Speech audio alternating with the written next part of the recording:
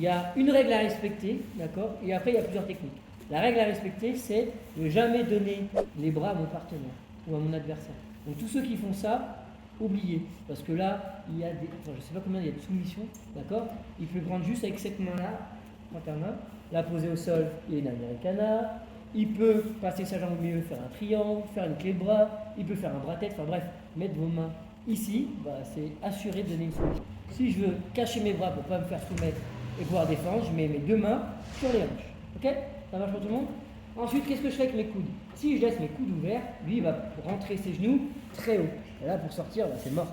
D'accord? J'ai aucune force ni rien. Donc, je dois avoir les coudes le plus proche de moi et à l'intérieur de ses jambes. Déjà là, il ne peut pas monter sous mes aisselles. Et puis moi, je commence à avoir une forme forte. D'accord? Rien que ça, c'est déjà pas mal. Et après, ce qu'on va faire, c'est que je vais ponter avec mes hanches le plus haut possible. D'accord? Et tendre mes bras en même temps. Et là, vous voyez, je suis déjà presque sorti. Je laisse mes bras verrouillés vers le ciel. Je redescends mes hanches, je rentre un genou. Soit je sais faire single X, soit si je ne sais pas faire, dès que j'ai un genou à l'intérieur, je pousse avec mes bras et mes jambes mon adversaire le plus loin possible de moi. J'essaie de reprendre quelque chose. Maintenant, ce qui se passe, c'est que vu qu'il a eu le temps de s'installer, il a les hanches basses, d'accord? Il serre les genoux, bref, c'est chiant. Donc la technique que je vais faire, elle ne va pas marcher d'un coup. Elle ne va même pas marcher du tout. Donc si je la fais une fois, ça ne sert à rien. Allez, soulève la tête, s'il te plaît. Donc, ce qu'on va faire, on va le faire à répétition, on va faire ça du keeping. D'accord? C'est le mot technique qui marche très bien. Le keeping, c'est qu'on ne va pas le faire une fois cette technique, mais plein de fois, d'accord, pour se libérer. Un peu comme un saumon qui sort de l'eau. Vas-y, remets-toi en position chiante, c'est que je ne vais pas faire ça une fois, et faire ça. Hop là, et parti. Vous voyez ce que c'est avec les hanches?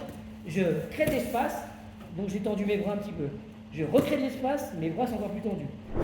Le mouvement est assez simple, pourquoi ça marche? Qu'il fasse 64 kg comme aujourd'hui ou 200, d'accord? C'est que mes hanches, peu importe ce qu'il fasse, il est toujours assis sur mes hanches. Donc plus mes hanches vont haut, plus obligatoirement il va aller haut, d'accord?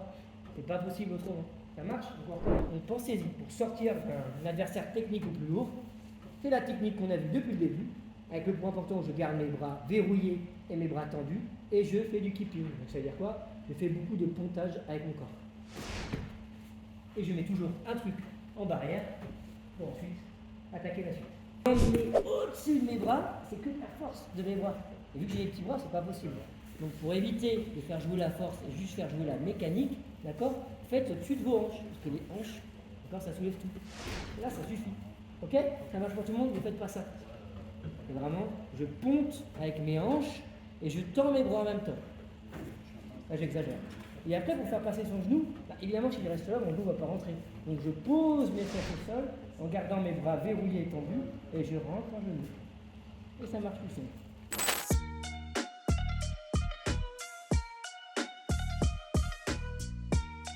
Donc là, on va voir quand l'adversaire il met les crochets. Vas-y, mets tes crochets.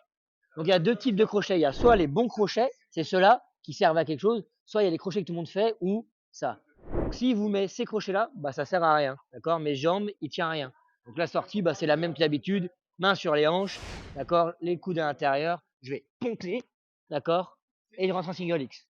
Voilà. Ça, c'est un mouvement de débutant, mais ces crochets, ils servent à rien.